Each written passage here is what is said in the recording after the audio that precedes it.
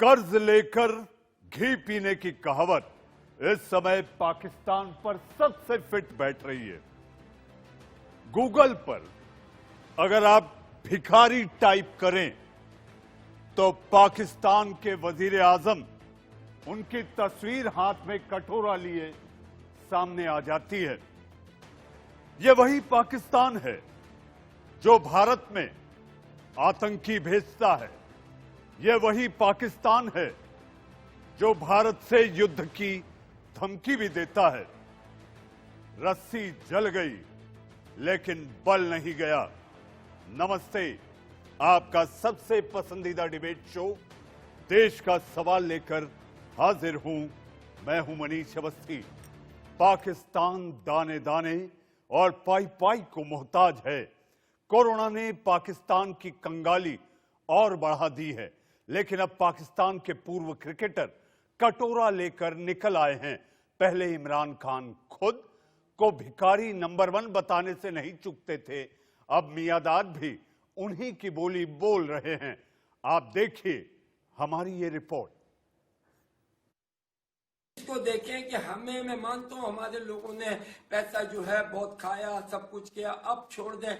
मैं उनसे भी रिक्वेस्ट करता हूँ, जो मैं ये प्लान लेके आ रहा हूँ और जो मैं आप लोगों से एक भीख मांगने जा रहा हूँ, वो ये जा रहा हूँ कि जिनके पास पैसा भी है, खुदा के वास्ते अगर अपनी आखिरत सही करनी है तो ये पैसा तुम दे सकते हो तो दे दो, क्योंकि इस मुल्क को लूटा है, हर आदमी ने लूटा है, हर चीज। चलो अब वो भूल जाए। सुना आपने, ये है जावेद मियादाद, यानी इमरान खान की टक्कर में पाकिस्तान के एक और पूर्व क्रिकेटर जिन्होंने भीख का कटोरा थाम लिया है। जावेद मियादाद और इमरान खान की बात सुनेंगे तो लगेगा कि पाकिस्तान आजकल भीख मांगने की अजीब सनक का शिकार है। अब मैं हमारे ओवरसीज पाकिस्तानी इतनी मोहब्बत करते हैं मेरे से, पाकिस्तान से, उनकी यहाँ माँ बाप भाई बहन सब रहते हैं आने वाले। आज मैं पूरी दुनिया में जितने पाकिस्तानी भाई हैं, आज मैं उनसे अपनी गहराइयों से मैं आपसे भीख मांग रहा हूँ। और भीख मांग रहा हूँ किसके लिए? अपने लिए, मैं इस पाकिस्तान के लिए। जावेद मियादाद ने भीख मांगने के लिए ओवरसीज पाकिस्तानियों को उनके माँ बाप भाई बहन से लेकर पाकिस्तान तक का हवाला दे दिया। ये भी बता दिया कि पाकिस्तान का काम अब सिर्फ भीख से ही चल सकता है, क्योंकि बाकी सब रास्ते बंद हो गए हैं। भीख आप ना समझिए, मगर एक तरीके से चैरिटी।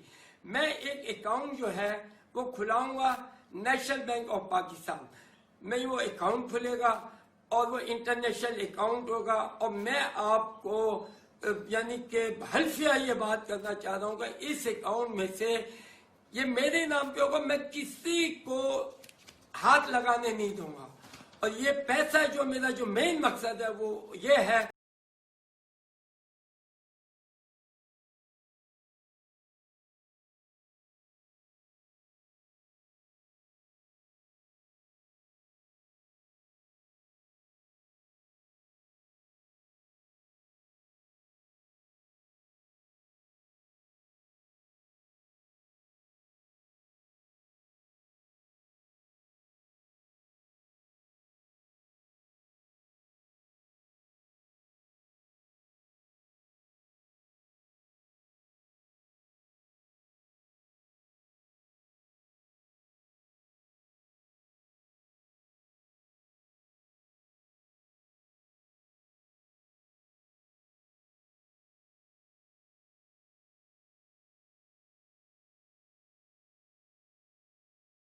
यहां तक बोले कि अगर ये भीख नहीं मिली तो पाकिस्तान से उसकी एटमी पावर तक छिन सकती है। अब मुझे बहुत कुछ ऐसे नजर आ रहा है कि अब बड़ा मुश्किल हो जाएगा। तो मैं आपसे वन टाइम पैसा नहीं मांग रहा। मैं चाहता हूं हर महीने अगर आप $1, $5, $100, जितने भी जो लोग हैं, देखिए अभी हमने डैम का भी पैसा इकट्ठा किया था, हो ही जाता आप लोगों से। अब हमें इकट्ठा होना पड़ेगा पूरे मुस्लिम, यानी कि हमारा एक ऐसी चीज है और वो है हमारा एटम बम। और अगर आज हम दोबारा IMF या इनसे पैसा मांगने जाएंगे, मेरा जहां तक ख्याल है उन्होंने हमें न्यूक्लियर पावर से खत्म करवा के शर्त मानेंगे, क्योंकि अब शर्तें इतनी ऊपर चलेगी या इतने मार्कअप पे वो पैसा ले रहे हैं कि अब पाकिस्तान को कोई देने के लिए तैयार नहीं। हालांकि जावेद मियांदाद पहली बार सबके सामने भीख नहीं मांग रहे। कुछ दिन पहले इमरान खान के साथ टीवी पर उन्होंने कहा था कि अब पाकिस्तान की किस्मत में सिर्फ भीख मांगना ही रह गया है। इमरान भाई से मैं यही कहूंगा कि हमारी तो किस्मत में ये रह गया कि मांगते ही रहो, क्योंकि इस शख्स ने बचपन से ही, जब से हमने खेलना शुरू किया, हॉस्पिटल बनाए, मांगते ही रहे। और आज भी प्राइम मिनिस्टर को वो चीज, क्योंकि जो खाने वाले थे वो तो निकल गए, किसी ने मुल्क का सोचा नहीं। जावेद मियांदाद ने पहले कहा कि हमारी किस्मत में ही मांगना लिखा है, फिर कहा कि इमरान खान मांगने में उस्ताद हैं। वैसे बात खुद इमरान खान कई दफा खुल्लम खुल्ला कह चुके हैं कि मांगने का तजुर्बा उनसे ज्यादा इस दुनिया में किसी के पास नहीं है। आपके पास पैनल भी ऐसे लोग बैठे हुए हैं जो जिनको समझ है इन चीज की, क्योंकि मैं बड़ी देर से पाकिस्तान में पैसे इकट्ठे करता रहा हूँ, 30 साल से। सबसे ज्यादा मेरा तजर्बा है पैसे इकट्ठे करने में। Bureau report, India news.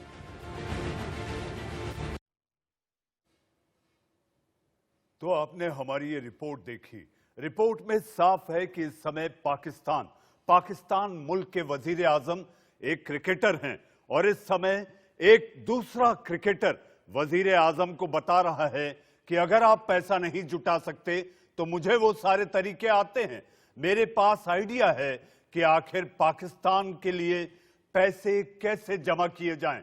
इसी पर चर्चा करने के लिए मेरे साथ मेहमानों का एक बड़ा पैनल है। पैनल में क्रिकेटर हैं, पैनल में राजनेता हैं, पैनल में सेना के जानकार हैं, रक्षा विशेषज्ञ जानकार हैं। हमारे साथ आज खास तौर पर अयाज मेमन साहब। अयाज मेमन साहब, आप बड़े क्रिकेट के खेल पत्रकार हैं और देश का सवाल में आप जुड़े हैं। आपने पाकिस्तान और खासकर जावेद मियांदाद और इमरान खान को बखूबी समझा है, आपने उन्हें कवर किया है। आपसे ढेरों राज उनके बारे में पूछे जाएंगे। अयाज साहब, आपका इंडिया न्यूज में स्वागत है। बीजेपी के प्रवक्ता, वरिष्ठ प्रवक्ता डॉक्टर विजय सोनकर शास्त्री हमारे साथ हैं। हमारे साथ हमारे अपने खेल संपादक राजीव मिश्रा हमारे साथ हैं और हमारे साथ रक्षा मामलों के जानकार जिन्होंने पाकिस्तान के दांत खट्टे किए, ऐसे मेजर जनरल के सिन्हा हमारे साथ हैं। हमारे साथ पाकिस्तान से पाकिस्तान के वरिष्ठ पत्रकार जमीर डहटो भी जुड़ेंगे। लेकिन सबसे पहले अयाज साहब, हम आपसे पूछना चाहेंगे और इस समय देश का सवाल देख रहे दर्शक ये जानना चाहते हैं कि एक खिलाड़ी, वो भी एक क्रिकेटर, इस समय पाकिस्तान की कमान संभाले हुए, दूसरा क्रिकेटर एक नए अंदाज में उसे ये सीख दे रहा है कि आपको तो पता है, आप भीख मांगने के आप एक्सपर्ट हो चुके हैं, तो क्या समझा जाए, ये जावेद मियांदाद की इमरान को चुनौती है या केवल एक अभिनय?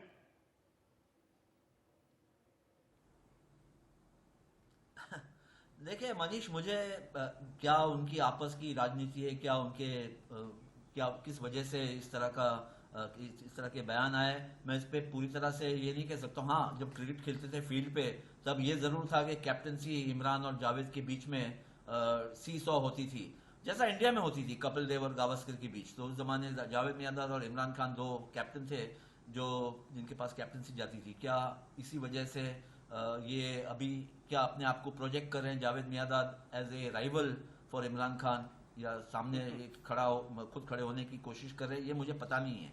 दो पहलू है इसमें। एक तो ये है कि कोविड-19 का असर पूरे विश्व में बहुत बुरा हुआ है, तो हर कोई कंट्री ये चाहता है और इस कोशिश में है कि कहीं ना कहीं से फंड्स जमा करे और अपने जनता के लिए, अपने अवाम के लिए जो है वो खर्च करे और हेल्थ फैसिलिटीज बढ़ाए। दूसरी बात यह है कि इस दौरान बहुत सी ऐसी राजनीतिक जो है खेलचाल भी हो रही है, दाव पेच खेले जा रहे हैं। क्या इसमें ये हमको सामने नजर आ रहा है पाकिस्तान में, ये कहना बहुत मुश्किल है। लेकिन मुझे काफी दिलचस्प लगी जावेद मियांदाद के ये जो आपने बताए जो स्टेटमेंट्स आए हैं कि बड़ा एक अनयूजुअल सा सिचुएशन नजर आ रहा है कि पूरी कंट्री जो है दिक्कत में है, जैसे कि सब कंट्रीज है, सब मुल्क जो है कोविड की वजह से दिक्कत में है। और इस तरह के बयान अगर जावेद दे रहे हैं तो क्या वजह से है, इसके ऊपर अयाज साहब, मुझे थोड़ा सा अयाज आश्चर्य साहब, हुआ। मेरा एक सवाल है, फिर राजीव पे भी आऊंगा मैं आपसे ये जानना चाहता हूं, जावेद मियांदाद को आपने जितना जाना समझा है, आपने क्रिकेट में उनके पैतरे देखे, उनकी गुगली को आपने समझा होगा किस तरह से वो प्लानिंग करते हैं, आपको लगता है कि उनके मन में कहीं चल रहा है कि इस समय क्रिकेटर ही एक क्रिकेटर को रिप्लेस करे, और दूसरा, अगर फंड रेजिंग करनी है तो वो सरकार की तिजोरी में जाए? जावेद मियांदाद कटोरा लिए जावेद मियांदाद के अकाउंट में पैसा आए, ये तो बड़ा हास्यास्पद लगता है।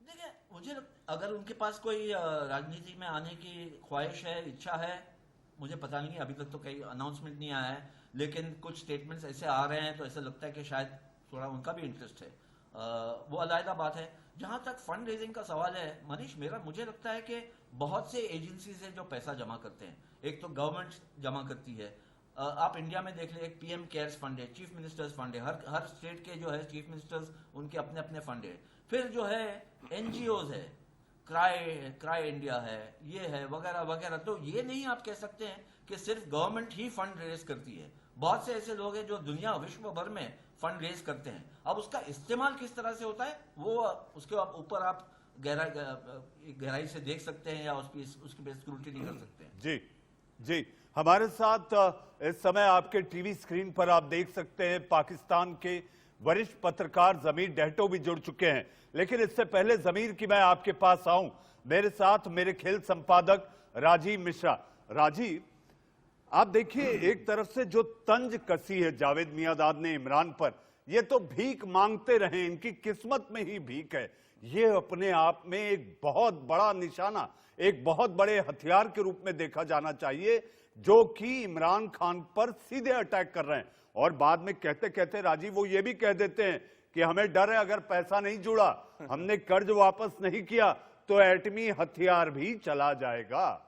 बिल्कुल मनीष भाई, मुझे दो चीज़ों को लेकर बहुत आश्चर्य है कि पाकिस्तान क्रिकेट गर्त में जा रही है, यानी कि बैट बॉल के बजाय वो बम के बारे में सोच रहे हैं। नंबर एक, उस पर कई तरह के सवाल उठते हैं, और दो चीज़ें जहन में आती है कि मुंगेरी लाल के हसीन सपने, क्या वो प्राइम मिनिस्टर बनने की सोच रहे हैं जो इतनी बड़ी वो कोशिश कर रहे हैं, और दूसरी चीज़ ये कि अगर पॉलिटिक्स में आना है तो सीधे तौर पर उनको आना चाहिए, खुद का पर्सनल अकाउंट खोल के अगर आप किसी से पैसा मांगेंगे तो फिर उसके कई तरह के मायने भी निकलते हैं। उनके कनेक्शन दाऊद इब्राहिम से भी है, ये सबको पता है, वो उनके समधी लगते हैं।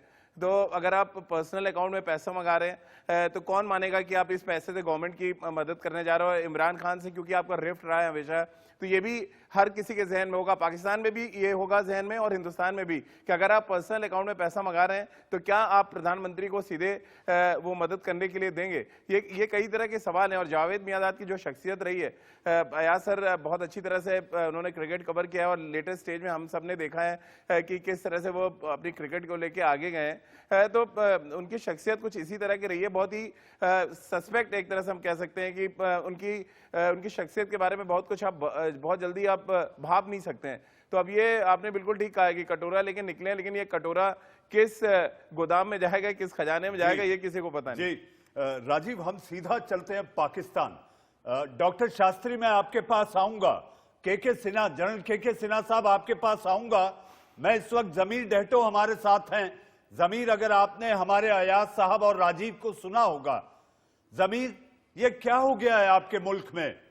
आपके वजीर आजम कह देते हैं कि पैसा लाओ, कुछ भी करो, अपने भाई दोस्तों, अपने परिवार के लोगों से कहो पैसा लाओ, मंत्रियों को बाहर भेजो, चीन का कर्ज चुकाने के लिए पैसा नहीं, पैसा जुटाओ।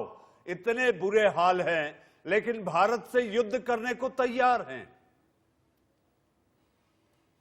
देखिए मनीष जी, मैं आपकी बात के दो पहलू निकालता हूं। देखिए, एक तो ये है कि जो बुरे हालात होते हैं जब कोई कुदरती आफत आती है, एक तो आप ये कोशिश करते हैं कि किसी तरीके से पैसा जमा करके उन लोगों की मदद करें, ये बिल्कुल ठीक है। जैसे इमरान खान ने इससे पहले जैसे पैसा जमा किया था और कैंसर हॉस्पिटल बनाया था, एक बहुत अच्छा काम है, बड़ा अच्छा कदम है। लेकिन दूसरी तरफ वो उन्होंने उनकी वालदा के नाम पे, जमीर साहब वो अस्पताल उन्होंने उनकी वालदा के नाम पे बनाया है।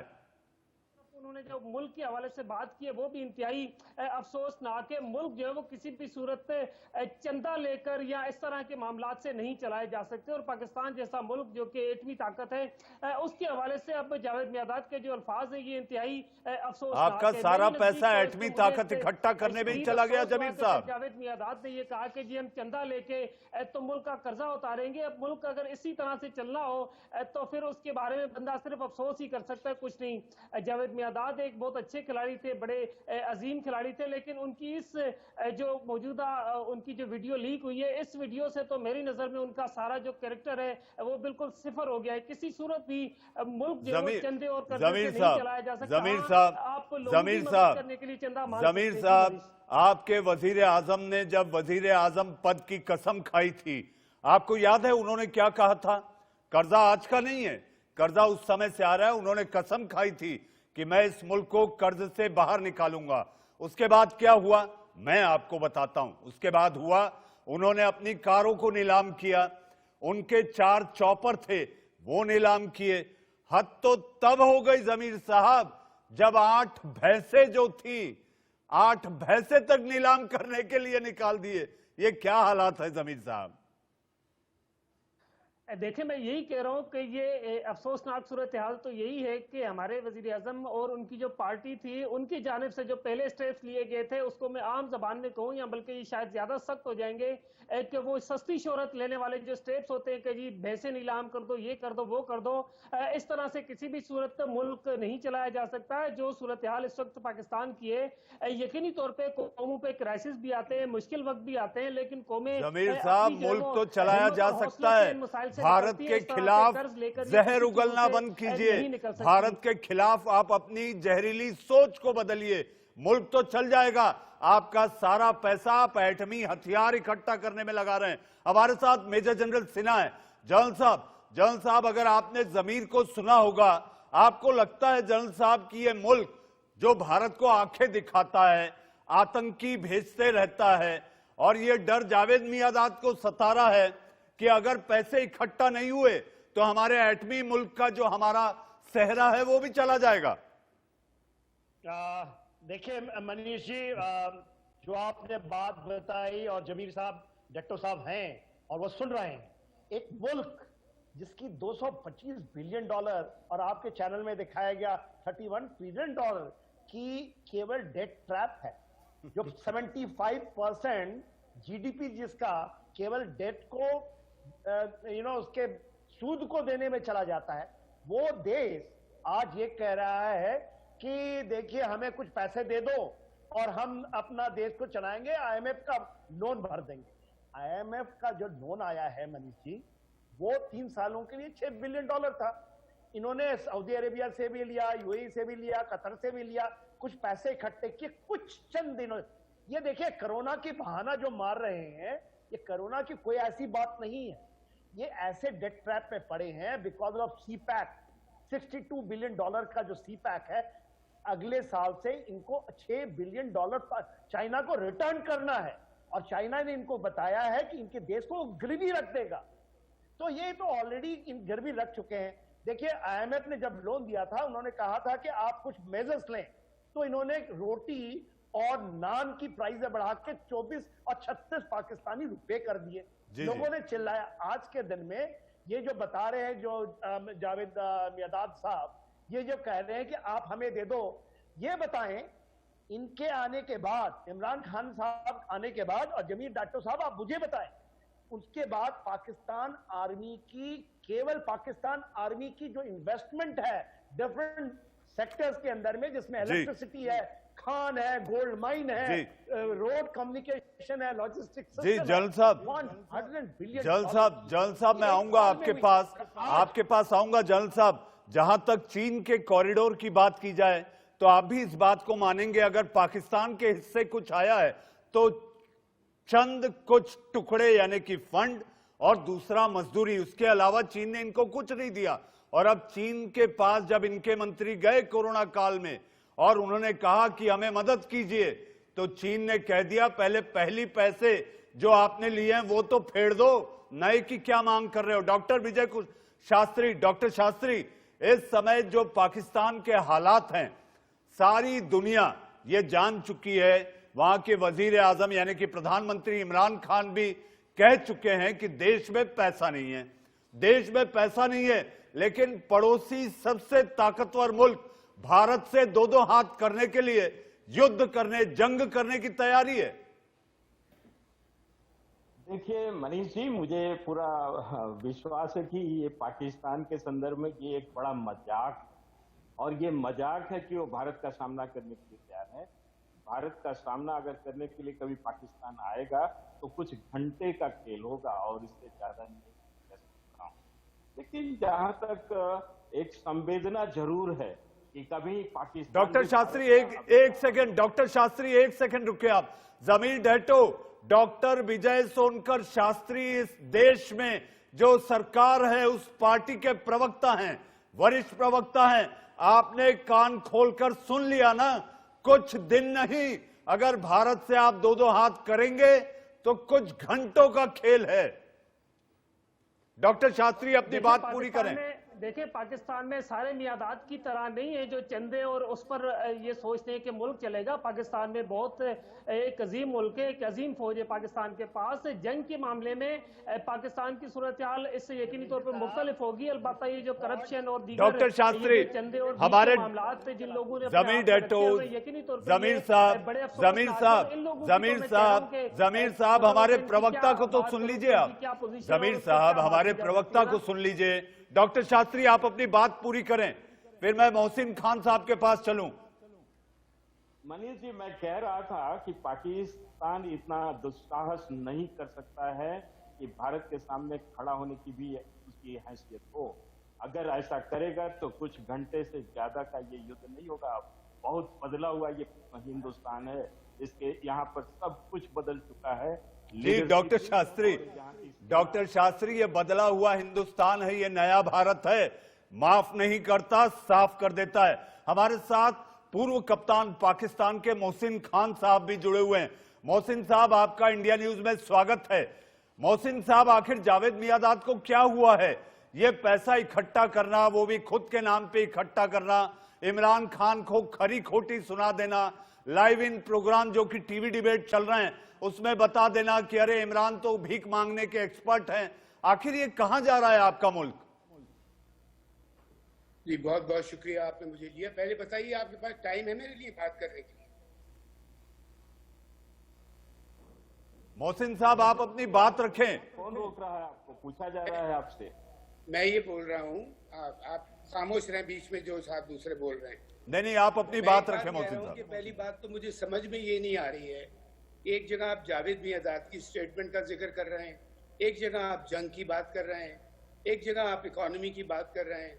आप सवाल क्या करना चाह रहे हैं? और फिर दूसरी बात, देखिए मैं आपको एक बात बता दूं, एज अ पाकिस्तानी आपको बता रहा हूँ और एज अ इंसान आपको बता रहा हूँ। इसलिए कि मैं यकीन करता हूँ कि अल्हम्दुलिल्लाह हर चीज़ इंसानियत बहुत बड़ी चीज़ होती है। कि जंग वंग की ऐसी कोई बात नहीं है। जावेद ने अगर जो अल्फाज इस्तेमाल किए तो जंग की बात मैं कह रहा हूँ, तो उस तरफ आप सोचिए मत। इसलिए कि हमारा मुल्क कभी भी जंग नहीं चाहेगा किसी भी हालत में। क्या इसलिए कि जंग हमेशा बर्बादी होती है और कुछ नहीं होता।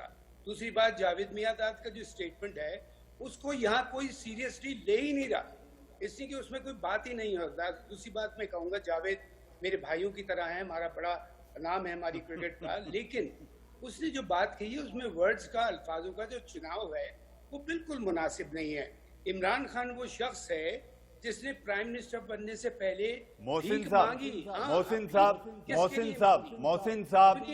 मोहसिन साहब आप एक बड़े वाजिद क्रिकेटर हैं। इस समय मुझे एक छोटा सा ब्रेक लेना है, लेकिन जहां तक आपने जावेद मियादाद और इमरान, जो कि आपके प्रधानमंत्री हैं इमरान खान साहब, उनके बारे में बात की है, मुझे तो ऐसा लगता है कि वहां की क्रिकेट की सियासत पाकिस्तान की सियासत पर ज्यादा भारी दिखाई दे रही है। अब वक्त है एक छोटे से ब्रेक का। ब्रेक के बाद लौटेंगे तो चर्चा करेंगे आखिर चीन कैसे वसूलेगा और कैसे पाकिस्तान कर्जा फेड़ने के लिए एक नई साजिश, नई चाल खेलने वाला है। एक छोटे से ब्रेक के बाद। ब्रेक के बाद यानी कि थोड़े से इंतजार के बाद आपका फिर एक बार स्वागत है। और हमारा देश का सवाल लगातार जारी है। वो मुल्क जिसके पास दाने दाने पाई पाई को मोहताज है, वो भारत से दो दो हाथ करने की बात करता है। इसी पर चर्चा करने के लिए हमारे साथ पाकिस्तान से खास मेहमान हैं। हमारे साथ भारत से भी major general K Sinha, Pakistan के पूर्व क्रिकेट कप्तान मोहसिन खान साहब, बीजेपी प्रवक्ता डॉक्टर विजय सोनकर शास्त्री, पाकिस्तान के वरिष्ठ पत्रकार जमीर डैटो, अयाज मेमन साहब, जी आप वरिष्ठ खेल पत्रकार संपादक रहे हैं, और हमारे साथ हमारे अपने खेल संपादक राजीव मिश्रा भी हैं। राजीव, मोहसिन खान साहब को आप सुन रहे थे, मोहसिन साहब नाराज थे, लेकिन इस बात को मानने को तैयार नहीं कि क्रिकेट की सियासत, जो पाकिस्तान में क्रिकेट हो रहा है या क्रिकेट होता रहा है, उसकी सियासत अब वहां की राजनीति पर हावी दिखाई देती है। बिल्कुल, और मैं मोहसिन भाई आपसे ही सीधे जानना चाहता हूं कि जिस क्रिकेट खेल को हमेशा ब्रिज बनाने का काम किया गया हिंदुस्तान और पाकिस्तान के बीच में, क्रिकेटर्स ने वो काम अक्सर किया। मुझे याद है जब सीईओ थे रमीज राजा, और एक बड़ी सीरीज एक लंबे समय के बाद शुरू हुई थी और वो ब्रिज बना था क्रिकेट के माध्यम से। आज क्रिकेटर ही क्यों माहौल को खराब कर रहे हैं, वो चाहे जावेद मियांदाद की हम बात करें या आपके जो प्रधानमंत्री हैं इमरान खान, उनकी बात करें, ये अचानक क्रिकेटर्स का जो रवैया बदला है उसके बारे में आप क्या कहेंगे? Thank you very much. आपने मुझे क्रिकेट के हवाले से सवाल किया है। देखिए, पहली बात तो मैं आपको एक बात बता दूं, अगर कोई क्रिकेटर अपनी पर्सनल कैपेसिटी में कोई बयान दे देता है, और आप यकीन कीजिए उसके बयान का, मैं तो आज आपकी प्रोग्राम से मुझे पता चला है कि उसने ये बयान दिया है इस किस्म का, जिसका मैंने जो अल्फाज सुने हैं वो बिल्कुल ठीक नहीं है। इसलिए कि अगर कोई भी आपके मुल्क का प्राइम मिनिस्टर या हमारे मुल्क का प्राइम मिनिस्टर, किसी मुल्क का प्राइम मिनिस्टर अगर अपने मुल्क को संवारने के लिए, बेहतर करने के लिए कुछ चीजें करता है, और फिर आपको पता है कि कोरोना वायरस कितनी मुसीबत, बड़ी मुसीबत ऊपर वाले की तरफ से आई हुई है, ये मैं इस बात में बिलीव करता हूँ कि हम इंसानों की गलत जो हरकतें हैं ना, जो जिसकी वजह से ऊपर वाला नाराज हुआ है, जिसकी वजह से सजा दी जा रही है, क्या हम अपने आप को सुधार लें, नहीं उल्टी सीधी हरकतें में पड़े, अच्छे काम करें, नेक काम करें। ठीक है, बुराइयां होती हैं, लेकिन हमें चाहिए हम एक दूसरे की हेल्प करें, मदद करें, और हमें नहीं चाहिए कि अपनी किसी बात से, मैं अपने किसी पर्सनल उसकी वजह से मुल्क का इमेज खराब करूं या लोगों का इमेज खराब करूं। ना मैं कभी चाहूंगा कि आपके ऊपर मैं कोई उंगली उठाऊं, और ना मैं चाहूंगा जबरदस्ती आप यहाँ हमारे ऊपर उंगली उठाएं। जंग वंग की कोई ऐसी बात नहीं है। जावेद ने एक बयान दे दिया था, अपनी कैपेसिटी में दे दिया है कि वो करके। लेकिन मोहसिन भाई, ये मामला सिर्फ जावेद तक नहीं, आप शाहिद अफरीदी के बयान अगर आप सुने, वो भी बहुत ही आश्चर्य होता है। मतलब आपको हैरानी होगी कि क्रिकेटर इस तरह के बयान देते हैं दो मुल्कों के संबंधों को बीच को लेके। ऐसे में अगर आप जावेद मियांदाद जो रोल मॉडल हैं आपके यहाँ भी बहुत अच्छी फॉलोइंग है उनकी, क्रिकेटर्स को कम से कम आपको नहीं लगता कि एटम बम से दूर होके वो बैट और बॉल की बात करें तो ज्यादा बेहतर है? आप बम के जरिए संबंध तो नहीं सुधार सकते, आप एटम बम बचाने जा रहे हैं और क्रिकेट को बचाने की बात नहीं कर रहे। और राजीव, मोहसिन साहब, राजीव के सवाल में मेरा भी एक सवाल है। सवाल ये, आप कह रहे हैं कि युद्ध नहीं चाहते लेकिन आतंकी जरूर भेजते हैं। आतंकियों ने यहाँ पर जो गदर मचाया था वो तो दीगर बात है कि भारतीय सेना ने उनका सफाया कर दिया, लेकिन ये भी तो सच है, आतंक कहां से रहा है? देखिए, पहली बात तो आप इस बात को ख्याल रखें अपने सवाल में कि आप मोहसिन खान क्रिकेटर से बात कर रहे हैं, आप मोहसिन खान पॉलिटिशियन से बात नहीं कर रहे हैं, या आप मोहसिन खान किसी आर्मी चीफ या प्राइम मिनिस्टर से बात नहीं कर रहे हैं। मोहसिन खान एक यहाँ का क्रिकेटर है जिसको अल्लाह ताला ने इज्जत दी है और जिसकी वजह से मैंने पाकिस्तान का नाम रोशन किया है। अब देखिए, शाहिद आफरीदी का बयान उसका क्या है मुझे नहीं पता, लेकिन मुल्क के खिलाफ नहीं हो सकता। जावेद ने भी अगर जो बयान दिया है वो उसको मैंने आपकी तरफ से सुना है, पता नहीं उसने ये अल्फाज इस्तेमाल किए या नहीं किए, अगर किए हैं तो बहुत ही गलत किए, बिल्कुल नहीं करना चाहिए था।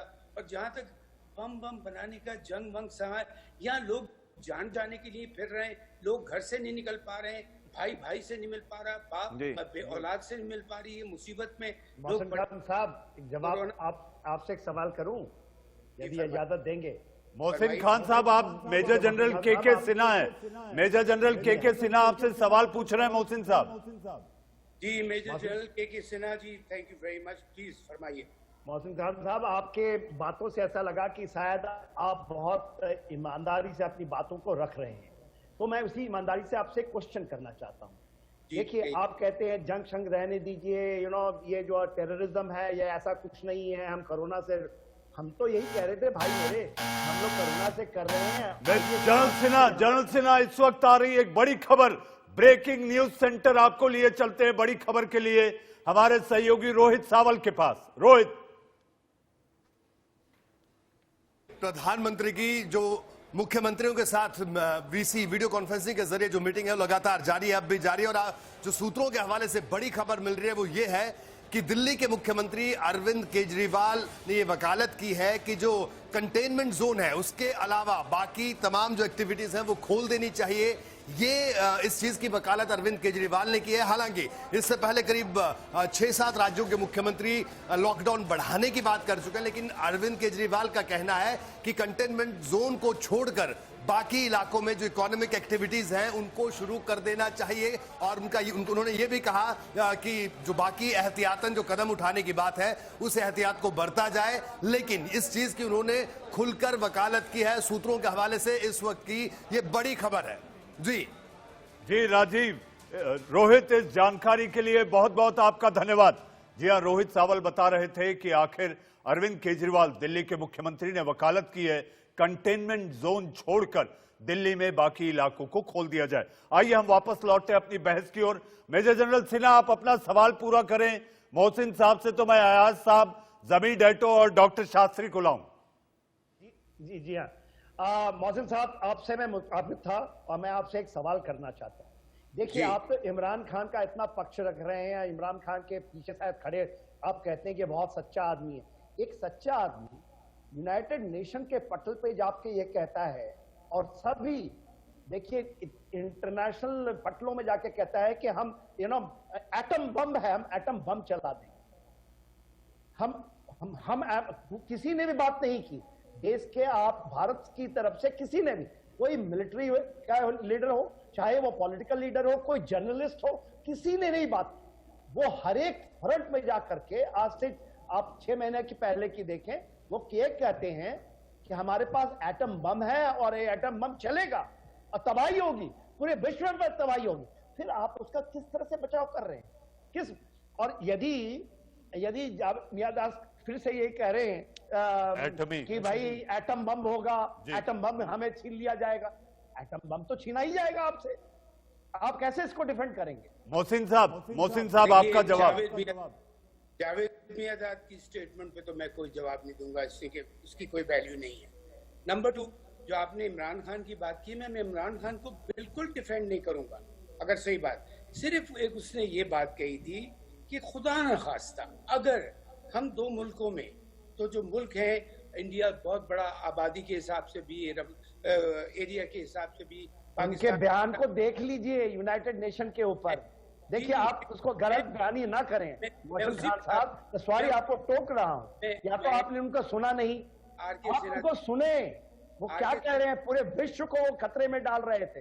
आर.के. सिन्हा साहब, उसी पे आ रहा हूं कि उसका बयान बिल्कुल मैंने सुना था, आपने बिल्कुल ठीक कहा। उसने ये कहा कि अगर 2 एटमी ताकत में, देखिए एटम छोटे और बड़े मुल्क को नहीं देखता कि कौन सा बड़ा मुल्क है, किसकी आबादी ज्यादा है। भारत ने बात की इसकी?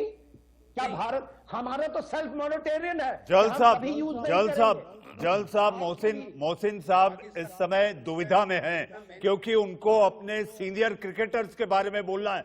अयाज साहब, आप मोहसिन खान साहब की बात से सहमत हैं?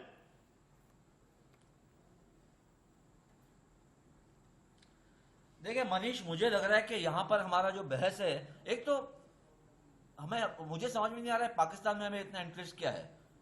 जावेद मियादाद क्या कह रहा है इमरान खान के बारे में, इमरान खान क्या कह रहा है जावेद मियादाद के बारे में, मुझे नहीं समझ में आ रहा है। अयाज साहब, इसमें जो एटमी एंगल आ गया, अयाज साहब मैं आपको बताता हूं, आप मुझे 1 मिनट दें। इसमें जो जावेद मियादाद ने एक एटमी एंगल डाल दिया और एटमी एंगल के साथ चीन को लेकर जो हाल ही में 2-3 दिन और पिछले 10 दिनों में भारत की सीमा पर हमने जो अपने 5 से 8 शहीदों को खोया है, उसको लेकर उसके मद्देनजर यह बहस जरूरी है कि पाकिस्तान जो इस समय दाने दाने को मोहताज है, वहां का अपना एक क्रिकेट का पूर्व कप्तान जावेद मियादाद अगर अपने मुल्क के वजीर आजम पर सवाल उठाता है तो वो भारत के लिए सवाल बनता है। नहीं, और मनीष भाई, मैं इसको आगे अयाज सर थोड़ा कंटिन्यू करूंगा कि उसी सवाल को मैं दोबारा लाऊंगा कि क्रिकेटर्स हमेशा तो संबंध सुधारने की बात करते थे, अचानक अगर 1 नहीं 2 नहीं 3 4 क्रिकेटर्स सामने आ जाएं और वो बार बार एटम बम की बात करने लगे, बार बार फंडिंग की बात करने लगे, देन प्रॉब्लम है।